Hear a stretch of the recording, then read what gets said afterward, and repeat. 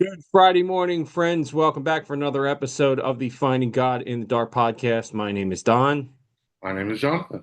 And today we're actually kind of shifting a little bit. We were going to record a live episode at annual conference where John and I were together Sunday through Tuesday afternoon. Um, and we were going to record that with our good friend Evan, but Evan had an emergency. He had to leave and head back home early.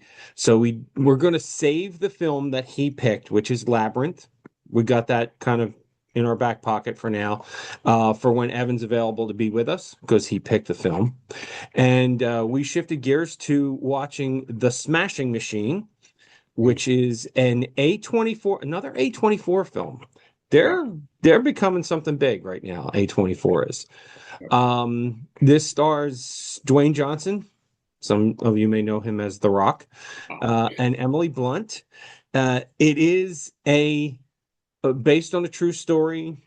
It's also, as Jonathan and I were just discussing, perhaps a shot for shot remake of a documentary by the same name about the same person. Yeah. Um, I didn't see the documentary, neither is Jonathan. But I where do I want to start with this film? Because I want to say something kind of off the top. Yeah. I liked the film. I think it's a powerful film. It's very emotional. Yeah. It is not, while it is about what's his name? Mark Kerr, Mark Hurt. one of Yeah. the earliest sort of UFC, one of the pioneers in UFC. Yeah. Um, which for those of you who don't understand, Ultimate Fighting Championship, mixed martial arts. Yeah. Um, it, it's it's a powerful film, but Hmm. it's not really as so much about the fighting. It really is a character film. Yeah. And the struggles in the film are one of those that hit home for me because I am an adult child of alcoholism. My mother was an alcoholic when I was a teenager.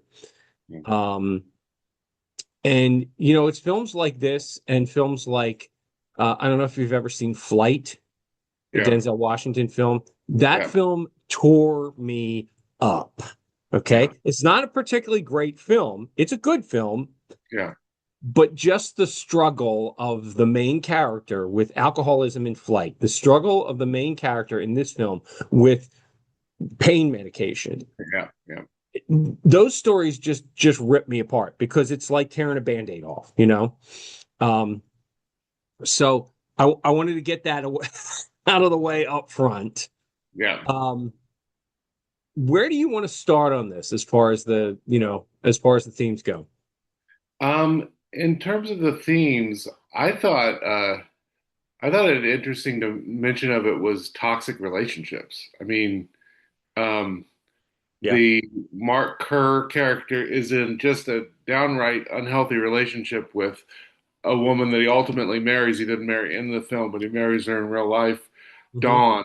They literally self-sabotage each other. They undermine each other's goals. They constantly are just like, it's this is really toxic soup, and it was just like part of both of their problems is each other. I mean, it just, Yeah.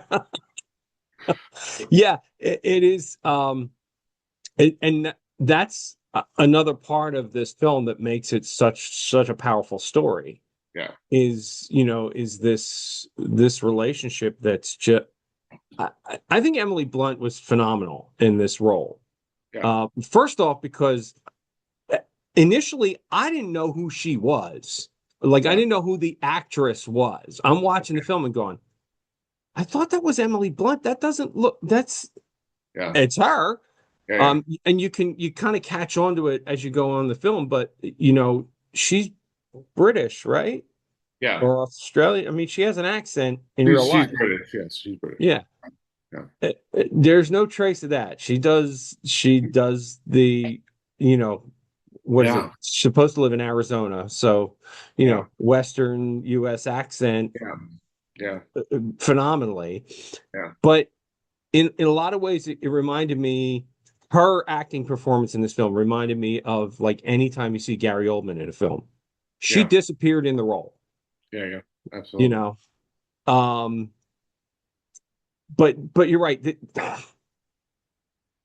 I mean, to me, a really good scene is they go to the carnival. Mhm.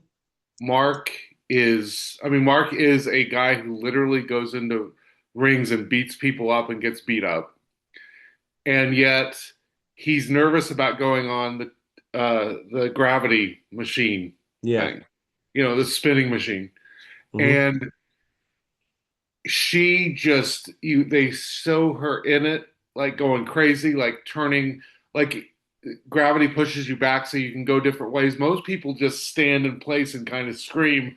She's Right. like crawling up the wall, you know, Mhm. and it really says this powerful idea of she is drawn to him because of the danger of what he does. She's drawn to him because she likes chaos and she likes danger and Yeah. she likes that kind of adrenaline rush. And so when he tries to several times get off drugs and become, in a lot of ways, very normal and serene and kind of disciplined, she hates that and undermines that because she lives off chaos. Right. Right. Yeah. You know, you can tell me to shut up if you want to. Um, but I wondered watching this film, and look, I knew nothing about it. I just said, "Hey, Sure, here's a film I think I'd like to see." sure. It's on HBO Max, so here, let's quick shift gears and watch this. But watching this film, I couldn't help but watch this relationship and wonder how you were processing this film given your situation, because I've been married 35 years. So, Yeah, if my relationship were toxic, I wouldn't still be married. yeah. I don't know how long you were married, but are not any longer. Almost And 17 years. Yeah. okay. And so I wondered how you were processing in particular that angle of this film, the toxic relationship. I mean, really, I mean, And look, I, if I'm yeah, putting you on the spot, you no, tell me to no, shut up. no. To keep it kind of just above board and just kind of address. Mhm. It was never that to that level in terms of neither of us sought danger or anything like that. Mhm. But I would say that there were a lot of times where I don't know, I don't want to say intentionally, but at least on some level, we kind of undermined each other's kind of goals because they cut Mhm. against who we were. And we never really dealt with that and never really kind of tried to. I won't say we didn't try to get on the same page, but neither of us were willing to change enough to get on the same page of each other. Mhm. And that's basically what they're doing. This relationship might have had a future if they were willing to kind of compromise and kind of figure out a place where they both could find kind of a nice equilibrium, but neither of them wanted to do that. It seems to me that well, I'll refer it back to when Yeah. I do marital counseling, premarital counseling. Mhm. The one issue that I talk about, regardless of the overarching topics, okay, money, living Yeah. together, are you going to have children, Yeah. careers? Yeah. Really, the one thing that I always come back to is communication. Communication. How do you talk to each other about these things? Yeah. So, as a for instance, when I counsel a couple about um, what their sex life is going to be like in marriage, Yeah. I don't ask them. What I do is I have a questionnaire that I have filled out, and I give them each a copy of the questionnaire to fill Yeah. out. Yeah. And then and I say, fill this out as honestly as you feel you can, Yeah. because I'm not going to see it. Yeah. Right? They fill it out, and then I just have them switch papers. Yeah. And I said, now we're not going to talk about what's on those papers, but I want you to talk about what's on those papers. Yeah. Because you got to be on the same page. Yeah. And at least in this film, I mean, it's so very obvious that they are not. They Well, are not on the same page, and what I would say, and they don't communicate well. I yeah, mean, and no. And what I would say to anybody that's thinking about or in a relationship, ultimately, for it to work, both people have to want the us to work. Yeah. And that's not always the case in relationships. Yeah. And in this movie, you get that sense that ultimately either one of them or both of them, maybe is fair, did not want the us to work. Right. And, that's something to think about for Christians, for people in general, is relationships. And this doesn't have to just be about marriages. Relationships, if they're going to work, you have to both want the us to work. Yeah. And that requires negotiation, that requires give and take, that requires communication. And it was amazing over and over again. Primarily this is from his point of view. So you got more of her self-sabotaging him. You Hmm. probably could have found examples the other way if the movie was shot from her perspective. But on key moments where he needs to focus on his job, on his fighting, on what's coming up, she does something to just cause chaos and havoc, and sweep that into his life. Basically the biggest scene is where he tells her to get out and she tries to kill herself in front of him. You Hmm. know, that's her Well, she acting out, makes she makes intention. Yeah. You know, I think if she, let's be honest, she had enough time. If Yes. she really wanted to, Yes. she could have killed herself in front of him. Yes. It's almost like she's like, oh, you're going to throw me out. Well, I'll show you. Yeah. Um, but she never really had it doesn't feel like she had the intention of actually doing it, just the intention of bringing the chaos into the relationship of it. Yeah. Oh, you did this to me. You made me want to kill Yeah. myself. Yeah. Um, but, and, some of that, and again, it ties into, in my mind at least, it ties into the addiction issues, Yeah. for both sides, right? But particularly, like, he had addiction to painkillers, and a lot of that came from just being a fighter Yeah. and being injured, and Well, but there, for yeah. her it was Yeah. alcohol. Yeah. Well, there's definitely a reason why most 12-step programs, I think probably all of them, encourage you to stay out of relationships if you're not in a relationship, for at least a year. Because you have to surround yourself with people that are on board with your sobriety. And clearly in this movie, she did not like the fact he was sober. Yeah, he goes to call his sponsor and she gives him a hard time about it. Yes. Yeah. Yeah. And I That's what I mean when I saw that kind of stuff in the film. It's like that's the stuff that's like so kind of foundational in my growing up, yeah, that it's like opening up an old wound. yeah. um but what else, let's get off of the Yeah. toxic relationship and the Yeah. addiction. Well, I don't know if I thought it was an interesting tactic because I looked him up on Wikipedia. I didn't do a deep dive, but I was just Hmm. curious. And he's considered one of the great pioneers of the MMA sport. Right. And he had a tremendous amount of success. And yet this movie doesn't really focus on the time where he's successful. I mean, the movie ends with him losing a fight pretty badly in a really weird way where he stops moving and Yeah. kind of takes it. And I thought it was interesting that this movie wasn't interested in kind of showing a highlight of his life, wasn't interested in kind of glorifying his success. It was interested in the breakdown of his body and the breakdown of his career.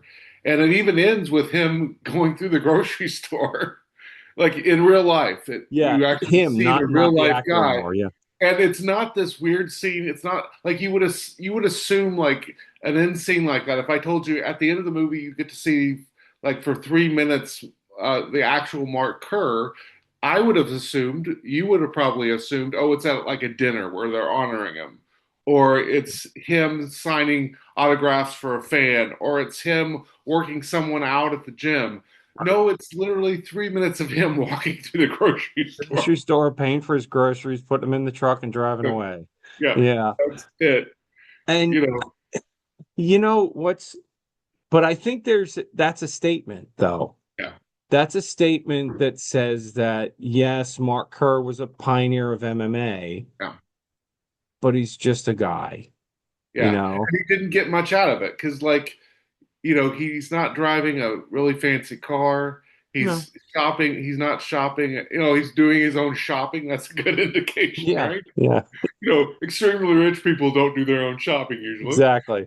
Um, and it ends with talking about how today folks in this field can make millions of dollars. The Right. assumption is, and probably rightly so, if he was doing it today, he'd be making millions of dollars.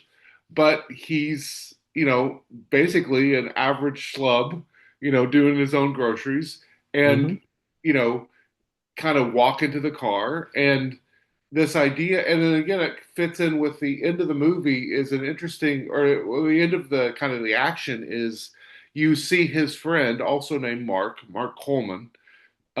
He wins the big tournament they're in, and the big tournament they keep talking about life-changing money, and the It's prize is two two hundred hundred thousand thousand dollars. dollars. Yeah. Yeah. And Safdie does an interesting job of intersplicing Mark Coleman winning the tournament with Mark Kerr getting his head sewn up Yeah. Yeah. or his Get stitches in chin his chin. Yeah. sewed up. And kind of this, and then it ends with Mark Coleman sitting behind a big fake check with a belt on, clearly exhausted. Like it kind of, in a weird way, it almost kind of made me feel like, what's the point of this? What they do? Like, what's the point of Yeah. this? Yeah. Well, yeah. And I, for my part, I don't watch that. I don't either. Never watch professional boxing. I don't watch MMA, UFC, and I Yeah. really don't watch any of that stuff. The closest I come to any of that, I will admit a guilty pleasure in sometimes watching professional wrestling. But professional wrestling is staged. Yes. I will not say it's fake. It is No. not fake. These are professional People athletes get hurt. Yeah. performing stunts, and people do get hurt. Yeah. But it is predetermined. The outcomes are predetermined unless someone is injured. Yeah. Um, but I watch it for honestly, I watch professional wrestling more for what goes on between the matches Yeah. than what Yeah. goes on in the matches. But that's I don't know. I never got anything out of watching people beat each other up. Well, and that's what I think is really interesting is, and I don't really watch it either, but I'm always amazed whenever I see a fight. Like in movies, fights are always these dramatic things where like there's dramatic movements and there's clear, like spectacular moves. And I feel like whenever I watch a UFC fight or I see something like this, it's literally a guy flips another guy to the ground and then just wails on him. Like, Yeah. that's all I this. mean, in reality, if you've ever been in a fight, Yeah, like, okay, last time I was in a fight was in grade school, but if you ever yeah, been in a fight, that's what a fight's like, yeah, right? It's usually yeah, like one guy takes the advantage quickly, pounds on the other guy, fights over, yeah, and that's what, well, and they portray that yeah, in this film. yeah, That's kind of how a lot of these fights go. They're not long drawn out matches. They two guys, one guy gets the advantage quickly, pounds on the other guy, they call a fight. yeah, Um, but I there's something to be said here for, and I think you did note it a little bit. I'm going to expand on what you just said. Violence. I would say the glorification of violence. yeah, I that to me that's a problem. yeah. Oh, Certainly, of it's course. not Christian, right? Yeah, But just we glorify it in such a way that Look, I think you should. Okay, I'm going to be a little controversial. Yeah, I think that a man should be capable of violence, but not a violent person. You know what I mean? yeah, Like you should be able and capable of protecting your family, say, in a situation, but that's not, you don't go around looking for it. yeah. You know what I mean? Well, and what's interesting about this movie is, to me at least, he's addicted to painkillers because he chooses to get beat up and beat people up. Yeah. Like this isn't a situation where he fell off a ladder at work and broke his back and got addicted to OxyContin. Like Right. in a weird way, you're not sympathetic to the fact he has addiction. You feel bad that he has addiction, but you're like, you're choosing to get beat up and beat people up. You're choosing to put yourself in this position.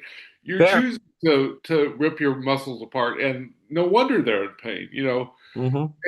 And what I thought was interesting is one of the characters. I'm assuming this is actually accurate, but Baz in the movie is an actual former MMA well-known person.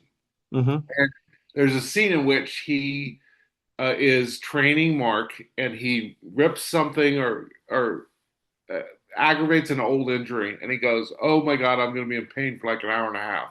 And Mark goes over and gets finds some drugs and injects him, and like it's gone in 5 minutes. And then Baz starts talking about, "Oh, how do you fight on this stuff? Like, oh, this is a different world." And you're like, you almost want to say, no offense, guys, you do this for a living. You should have an hour and a half of pain. That's supposed to teach you stop doing this. Like, Don't do that anymore. yeah, That's the pain response. You know, when you put your hand on a hot stove, the yeah, lesson is don't do that again. yes. So, It's almost like, guys, you should be in pain. You choose to literally beat each other up. Like, yeah, yeah. There was some of the quotes I think were interesting, ones that you brought up. A day without pain is like a day without sunshine. I thought that's just interesting. That I yeah, mean, that was exemplary of who Mark Kerr was in at least in this film. and But deeply sad though too. It's like, oh sure. yeah, Oh yeah. But I like the difference between a flashlight versus a laser beam. yeah. Draw that out for me because I heard it, but I don't think I quite comprehended it. He was doing an interview from he went back and forth between kind of the beginnings of what we would call today UFC and a Japanese organization. I think they still exist, called Pride. Pride, yeah.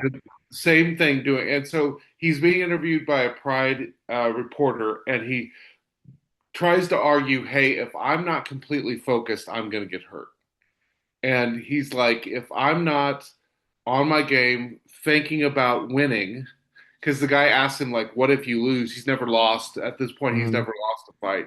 And the Right. guy goes, what if you lose? He goes, I can't think about that. I have to be focused on winning. And that's when he throws out the line about being the difference between your mind being a flashlight or a laser beam. Got it. And so Okay. he's basically like, I'm not even going to entertain losing because I got to be focused on winning. And Which yeah, which created a mindset in him that when he did lose that first fight, yeah, he did not it take it was well. no, he did not handle that well at all Yeah, compared to when he lost the fight at the end of the film. yeah, And we're sorry, folks, we're spoiling this film yeah. for you, but when he lost the fight at the end of the film, it was a whole different, He's he had a laughing whole and different yeah, mindset. yeah, And there is one of those things that I look for in a film. There's a character development. character There's arc. a story arc. Yeah, yeah, He's a better person at the end of the film, at least while it's still Dwayne Johnson, right? yeah, He's a better person because he handles that loss, yeah, and that loss was for life-changing money. yeah, But, and it was also, it would have been, well, he would have faced his best friend, Mark yeah, Holman, Yeah. And then the winner of that match would have faced like I think the other guy was that how I saw it, or would have been the winner of that match would have won the I'm not money. exactly sure. I think so, but I'm not exactly sure. Um, but yeah, I don't know. It again is this idea of, and you, I feel like I've seen it in my life that people that have a tremendous amount of success and they don't have setbacks, when they hit a setback, oftentimes it just drops them to the floor. Yeah. And you realize that setbacks are very painful and difficult, but they actually also kind of strengthen your spine, for lack of a better term, and they allow you to handle the ups and downs of life much better. As has been said in many, many ways, Yeah, losing builds character. yeah, yeah. Because let's be honest, you're not always going to win. No, Nobody always wins. yeah, And so you need to know how to lose gracefully. yeah, And understand that even when you get back into the real world, you're not in the competitive fight world or competitive sports or whatever it is.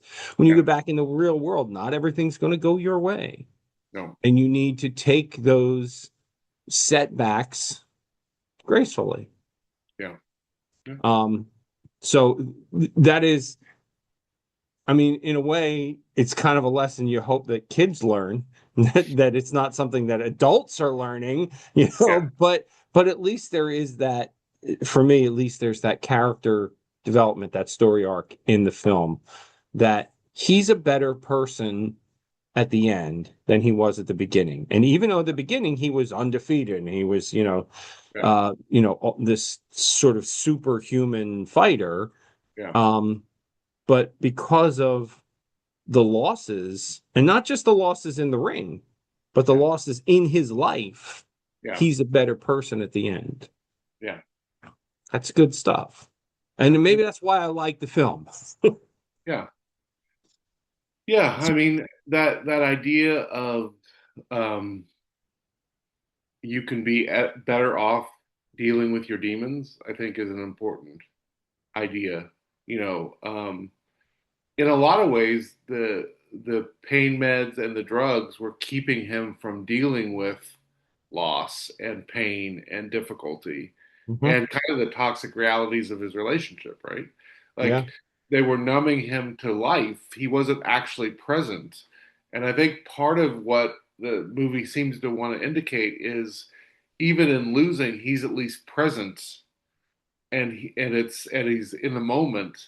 And that is at least a better thing than being lost in a fog kind of thing. Yeah. I thought it was an interesting, and you kind of touched on this a little bit, an interesting perspective when Mark Coleman is winning and Kerr, he's getting stitched up, he's Yeah, going getting a shower. yeah, Um, that they never brought the two together, even yeah, though they were best friends, they never brought the two together in that moment, yeah, yeah, you know. yeah. It was interesting. Um, that was interesting. And it needs to be said that Coleman was sort of at the end of his fighting career. Yeah, This was like a big comeback for him. yes, Um, and so you'd think that being best friends, Kerr would have been there for him, but he was kind of processing his own demons, so to speak, in yeah. that moment. It Um, was interesting. I don't know if I don't know if I enjoyed it, but it was an interesting choice. Safdie, the director, clearly chose to put major events off screen. So like Mark Dawn calls Mark Coleman in a panic because she can't get Mark Kerr up, right? right.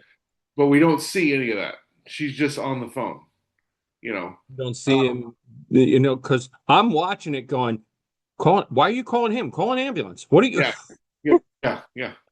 And Mark Coleman is struggling with losing, but we never see any of these losses. Like it's just interesting. It's like the director chose to leave a lot of stuff kind of off screen. I don't know if that's because he wanted to keep it at 2 minutes or 2 hours. I don't know, Yeah, but like just over 2 hours. Yeah. it was really interesting because a lot of the drama and kind of the things you wanted to see weren't you never saw. You know, But then again, I mean, sometimes when you see those things in a film, they're a little too much. I'm thinking like of Almost Famous, right? Yeah, We watched that not too long ago. yeah, And the overdose scene in that film, it's like, I'm not sure I needed that. yeah. You know what I mean? Well, it's But I tough. Yeah, love that film. I yeah, do. I love that. That's one of the films that I had never seen before we talked about it, yeah, and I went and bought it. yeah, So, yeah, but I could have lived probably without that scene. yeah, So, maybe for me that's a 50-50 kind of thing. If it's done well, okay, but if it's like in your face, I don't necessarily need that. But fair. All right. So overall, I mean, did you enjoy the film? yeah. I thought it was good. The acting was. I felt like it was a little more choppy than I wanted it to be, but I felt like Emily Blunt and Rock were pretty dynamic in their performances, and we're seeing. Yeah, Yeah. I think there were moments when Dwayne Johnson was a little wooden, yeah, and maybe that was on purpose. sure. Maybe that was something, like particularly some of the arguments over the cactus and the leaves in the pool and things like that. Like, mm. Yeah, but um, but he's also not out of his element. yeah, He was a football player in college. He was a professional wrestler. yeah, He knows the physical side and the acting side from yeah. professional wrestling. So, um, and this was not a stretch for him. No. Nonetheless, he's believable in the role, Oh and yeah. that's the least you can, at the very least, you can ask from an actor. Sure, of So, course. and you're right, Emily Blunt, she was great. Yeah. So, um, worth watching. I would say somebody asked me about, the films that we were watching, and I would say about this one. Yeah. It is, while it is about one of the early MMA fighters, Yeah. it really isn't a fighting movie. No. There's not a whole lot of blood or gore or any of that mess in it. Um, and it's much more of a character film. Yes. It's Yeah. much more of a character study film than a fighting film. There's I'm gue- a little I'm bit in it. guessing you spend more time outside the ring with him than you do inside the Oh, ring. in this film, much more. Yeah. Yeah. I would say easily two-thirds of the film is outside the ring. Oh Yeah. yeah. Yeah. So it's a moderate thumbs up. Yeah. Yeah. If you enjoy this type of character study, but of course, if you haven't seen it and you're watching us right now, we spoiled the whole thing for you. So we're sorry. That being said, um, what would you like to watch for next week, John? Well, I'm gonna pick something this week, but I'm gonna put a challenge to you. So Okay. I one of the podcasts I listen to a lot, movie podcasts I listen to a lot, did a draft where they drafted movies from the year I was born, 1976. So Ooh. I'm gonna throw out one of the films I've been thinking about us watching anyway, because I think it's very timely, has a lot of timely themes. Network, which was which was came out the year I was born, 1976. So I'm going to challenge you next week to pick a movie from the year you were born. Did they do color films in 1964? I think you can find something, and it doesn't have to be color. We can watch black and white if we need to. Sorry. All right. So Network is our film for next Yep. week. Yep. And at some point we're gonna loop Evan in and we're gonna Yes. talk about Labyrinth, Yep. which is a fun film. Watch it regardless. Yep. And also at some point I think we should probably talk about the film that I watched just because last night. Mhm. Um, and you had mentioned it and I hadn't seen it. And so I watched it and I'm conflicted. It's called Send Help. Yes. Yep. Yep. What's I that? am too. That's You why are it too. might Okay. be interesting to talk about. So. But at some point, we'll get to that. Yep. So for next week, it's network. Until next week, friends, keep on finding God in the dark. We will see you all next Friday. Take care and God bless. Bye. Thanks again for watching the Finding God in the Dark podcast, friends. If you've made it here all the way to the end of the video, then obviously you find something that we're doing to be educational or informative, something valuable in this podcast. So we want to invite you to go ahead and share this with your friends, hit the like button, follow us for more of this. We publish every week at 10 a.m. on Friday mornings on YouTube. Shortly thereafter, you'll find us somewhere on Facebook. Until next Friday, keep on finding God in the dark. Thanks for watching. Bye now.